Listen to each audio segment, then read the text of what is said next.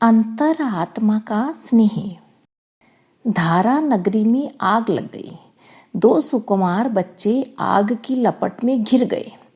महाराज भोज चिल्लाए, जो इन बच्चों को बचाएगा उसे पुरस्कार दिया जाएगा। भीड़ में से कोई आगे नहीं बढ़ रहा था। तभी एक ओर से एक व्यक्ति आया और आग में घुस गया। दोनों बच्चों को निकाल तो लाया, पर स्वयं बुरी तरह से जल गया। उपचार के बाद पहचान में आया कि वह तो महान उदार और दयालु कवि माघ थे। भोज ने उन्हें शीश झुकाते हुए कहा, कविवर, आज तो आपने काव्य से भी अधिक अपनी कर्तव्य परायणता से हम सबको जीत लिया। कवि बोले, महाराज, आप सबका स्नेह सम्मान बहुमूल्य है, परंतु आज मैंने अपना कर्तव्य पूर्ण करके अपनी अंतरात्मा का स्नेह सम्मान पा लिया है। इस आत्मसंतोष के आगे सीमित चमड़ी की जलन कोई महत्व नहीं रखती। अखंड ज्योति, नवंबर सन 2001। 7 घड़े। एक वैश्य महाराज समुद्रदत्त के यहाँ नौकरी कर रहा था। जितना मिलता था उसमें घर का अच्छा गुजर बसर चलता था। बालक बच्चे सभी सुखी थे। एक दिन वह वैश्य जंगल से गुजर रहा था तो एक पीपल से आवाज आई, 7 घड़ा धन लोगे? वह लालच में आ गया। उसने हाँ कर दी। अदृश्य आवाज ने कहा, जाओ, तुम्हारे घर पहुंचा दिए जाएंगे। वह घर लौटा तो पत्नी ने बताया, 7 घड़े आ गए हैं। उसने 7 देखे। 6 तो भरे थे, एक आधा खाली था। उसको उसे पूरा भरने की चिंता सताने लगी। अब उसने अपना, बच्चों का, सभी का पेट काटना शुरू कर दिया। फलतः स्वयं हो चला दुर्बल। बच्चे करने लगे उत्पात। पत्नी कभी उसकी तरफ कभी बच्चों की तरफ। घर में हाहाकार मच गया। एक दिन इसी शोक में डूबे उस वैश्य को देखकर महाराज समुद्रदत्त ने पूछा, कहीं तुम्हें यक्ष के 7 घड़े तो नहीं मिल गए? उसने कहा, हाँ महाराज। वे हंसकर बोले, तुम्हारे दुखों का यही कारण है। सुख चाहो तो उन्हें लौटा दो। गलती समझ में आई तो उसने घड़े लौटाए और जितना भी कुछ अपने पास था उसी में गुजारा करने लगा। अखंड ज्योति, नवंबर सन 2003। मोह का कीड़ा।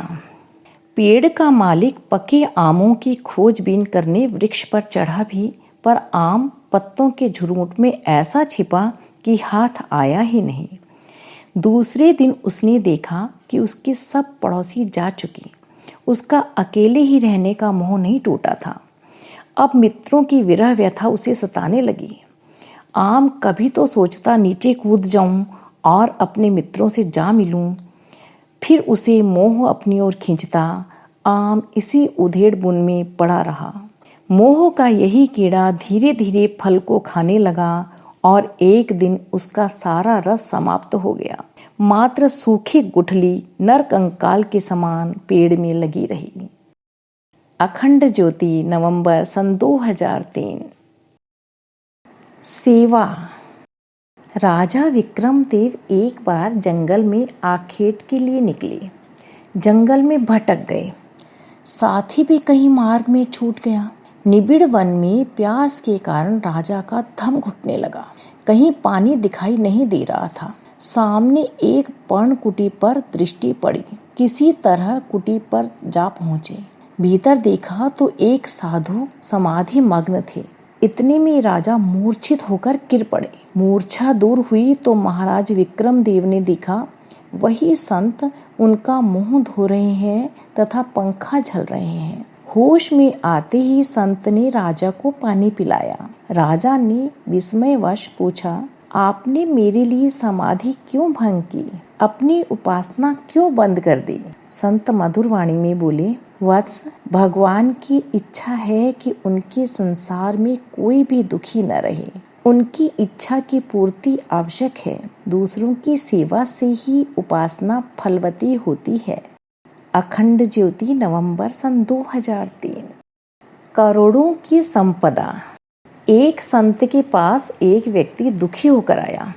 मैं अभागा हूँ, मेरे पास कुछ भी नहीं है, ऐसा जीवन जीने से तो अच्छा है स्वयं को समाप्त कर लिया जाए। संत ने कहा, तुम्हें अपने पास छिपी विभूतियों की जानकारी है? यदि न हो तो मैं बता देता हूँ। तुम अपनी एक आंख, एक हाथ व एक पैर के बदले में क्या लेने को तैयार हो? प्रत्येक के लिए मैं 1-1 लाख स्वर्ण मुद्राएं देता हूँ। व्यक्ति बोला, भगवान, ये तो मैं नहीं दे सकता, इनके बिना मैं जीऊंगा कैसे? तब संत बोले, अरे मूर्ख, करोड़ों की संपदा तो अपने साथ लिए घूम रहा है, वह रोना रोता यह है कि मेरे पास तो कुछ भी नहीं है। अखंड ज्योति, नवंबर सन 2003। चमत्कारी परिवर्तन। एक बार महात्मा बुद्ध के पास एक धनपति आए। वैभव का साम्राज्य चारों ओर था, पर वे अंदर से एक बहुत बड़ा अभाव अनुभव करते। अपनी यही व्यथा उन्होंने भगवान बुद्ध को सुनाई। भगवान बुद्ध ने कहा, आपने जीवन में कर्म व श्रम को तो महत्व दिया, पर भावना को नहीं।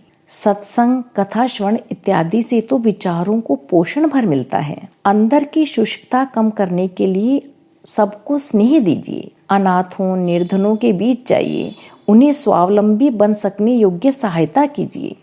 अपना शरीर श्रम भी जितना इस पुण्य कार्य में लगा सकें लगाइए। फिर देखिए, आपकी भूख भी लौट आएगी तथा नित्य चैन की नींद भी सोएंगे। सेठ जी ने ऐसा ही किया। वह चमत्कारी परिवर्तन ने उन्हें जो शांति प्रसन्नता दी, वह पहले कभी नहीं मिली थी। अखंड ज्योति, नवंबर सन 2003। अगर आपको हमारी यह वीडियो पसंद आई हो तो इसको लाइक करें, कमेंट और शेयर जरूर करें और हमारे YouTube चैनल ऋषि चिंतन को सब्सक्राइब भी कर लें। साथ ही बेल आइकन को भी दबाएं ताकि आपको आने वाली वीडियोस की नोटिफिकेशंस मिलती रहें। धन्यवाद।